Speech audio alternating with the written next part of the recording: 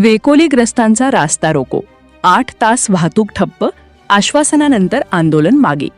मागण्या लेखी मान्य. माजी जिल्हा परिषद सदस्य विजय पिदुरकर व ग्रामस्थांना यश.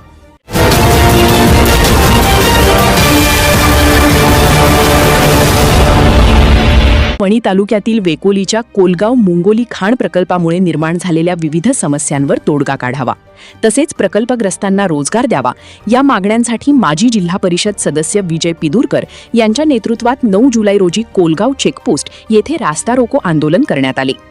कोलगाव ते फाटा रस्त्याची दुरुस्ती, प्रदूषण नियंत्रण, सुरक्षित पार्किंग, स्ट्रीट लाईट, पाणी साचण्याच्या समस्येवर उपाययोजना तसेच प्रकल्पग्रस्तांना रोजगार देण्याच्या मागणीसाठी नागरिक मोठ्या संख्येने आंदोलनात सहभागी झाले. आंदोलनामुळे सुमारे 8 तास वाहतूक ठप्प राहिली. दोन्ही बाजूंना शेकडो कोळसा वाहतूक करणारे ट्रक व इतर वाहने रस्त्यावरच उभी राहिल्याने मोठी वाहतूक कोंडी झाली.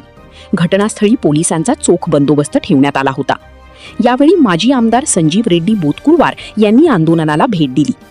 या दरम्यान वेकोली प्रशासनाने 5 दिवसात मागण्यांवर कार्यवाही करून समस्या सोडवण्याचे आश्वासन दिल्यानंतर अखेर आंदोलन मागे घेण्यात आले.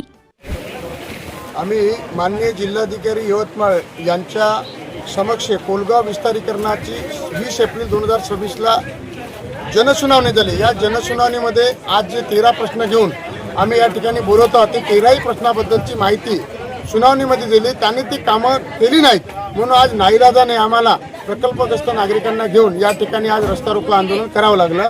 बेजबाबदारपणामुळे WCLचा आज ही परिस्थिती निर्माण झाली आहे. काय त्रास नेमका लोकांना होता? लोकांना त्रास असा होते की हा 79 क्रमांकाचा प्रमुख जिल्हा मार्ग शिंदोला ते साखरा आहे आणि याच रस्त्यावरून वेकोलीने मुंगोली खाणीच्या विस्तारीकरणात या रस्त्याचं परावर्तन केलं आणि परावर्तन केल्यानंतर PWDच्या करारनाम्याप्रमाणे हा पब्लिक रोड असल्यामुळे त्याला कायम मोटरेबल ठेवणे गरजेचं आहे. पण आज आपण पाहतो की 17 फूट बाय 12 फुटाचे उभे आडवे या ठिकाणी खड्डे पडलेले आहेत. त्याच्यामुळे माथोली, जुगात, साखरा या गावचे विद्यार्थी शिंदोला माहिसला पुढे शिक्षणासाठी जाऊ शकत नाही. त्यांचं या ठिकाणी शिक्षण कुलबत जात नसल्याने बंद पडलं आहे आणि शिंदोला आणि परिसरातील 15 गावचे लोक हे चंद्रपूरकडे जाऊ शकत नाही. असा त्रास होत आहे. शेतावर जाऊ शकत नाही, दवाखान्यात जाऊ शकत नाही, शिक्षणासाठी जाऊ शकत नाही. हा मोठा त्रास या भागातल्या 25 गावातील नागरिकांना या रस्त्याच्या नादुरुस्तीमुळे होत आहे. काय इशारा आपण देताय आणि WCLचं कसं नियमबाह्य काम इथं चालतं? WCLने या ठिकाणी DGMच्या नामनुसार जो रस्ता खाणीच्या भागातून परावर्तित होतो, या ठिकाणी बैलबंडी घेऊन जाणारा, दुचाकीनं जाणारा, सायकलनं जाणारा जो स्वारा याच्यासाठी स्वतंत्र रस्ता आणि कोळशाची वाहतूक जी आहे, जे घातक पदार्थ या ठिकाणी वाहतूक केल्या जाते, याची वाहतूक वेगळी करायला पाहिजे. ही सगळी नियमबाह्य कार्यपद्धती आहे. हे अतिशय चुकीची आहे. याबाबत मात्र निलजई खाणीला जेव्हा फाल झाला तो रस्ता मात्र उकणी ते निलजई हा मात्र 5 मीटरचा पब्लिकसाठी आणि 10 मीटरचा पुढचा वाहतुकीसाठी केला. तेव्हा इथंच आपल्याला लक्षात येते की वणी एरियाच्या मुंगोली आणि कोलगाव खाणीमध्ये बेजबाबदार आणि नियमबाह्य काम या ठिकाणी सुरू आहेत. बाबुळीचा सांग. सोबतच वृक्ष लागवडीचा बाबत MPCB आणि CPCB आणि MOE मिनिस्ट्री ऑफ कोल यांनी ज्या अटी शर्ती दिल्या की येत्या या ठिकाणी आंबा, फळं, या ठिकाणी वड, पिंपळ, करंज, बांबू हे झाडं लावायला पाहिजे. पण आपण सगळीकडे पाहतो की पोसोपीस वाढलाय. हे पोसोपीस विदेशी वनस्पती आहे आणि याच्यामध्ये वन्यजीवाचा वावर असल्यामुळे या ठिकाणी आपण पाहतो की 15 फुटावरच या ठिकाणी वाघाचा वावर आहे. आणि 2022मध्ये MPCBने यांना पत्र देऊन कळवलेलं आहे की आपण या जल, वायू या 3ही कायद्याचं या ठिकाणी उल्लंघन केलेलं आहे. आपण हे पोसोपीसची प्रजाती जी आहे त्या ठिकाणी समूळ उच्चाटन करा. परंतु 2022, 23, 24, 25 तरी पण आपण पाहतो की रस्त्याच्या बाजूला पोसोपीस आहे. वाघ बाजूला बसला तरी या ठिकाणी दिसू शकत नाही आणि पोसोपीस हे वनस्पती पर्यावरणाला घातक आहे. लोखंडे साहेब यांच्या समक्ष चर्चा झाली.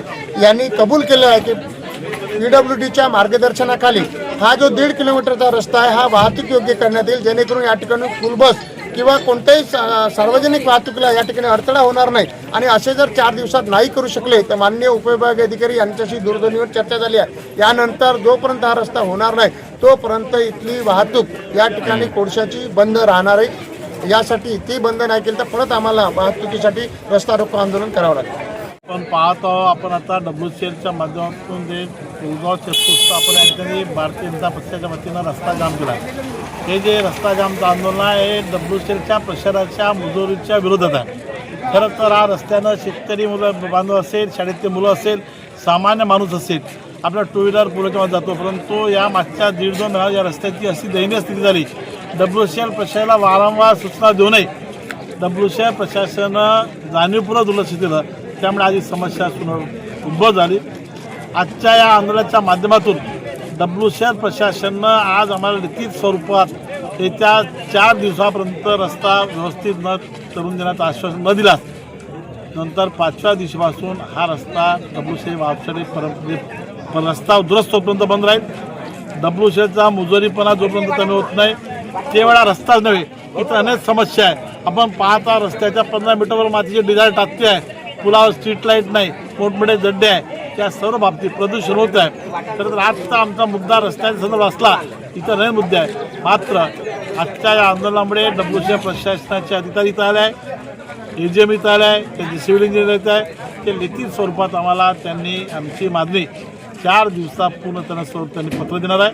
आणि 4 दिवस वाट पाहून त्यांची आमची जी डिमांड आहे त्यांनी पूर्ण केली नाही, रस्ता सुव्यवस्थित केला नाही, तर शेवटी आम्हाला नाईलाज म्हणून पुढील कायमसाठी म्हणजे रस्ता बनतपर्यंत हा रस्ता वाहतुकीसाठी WCL बंद करणार.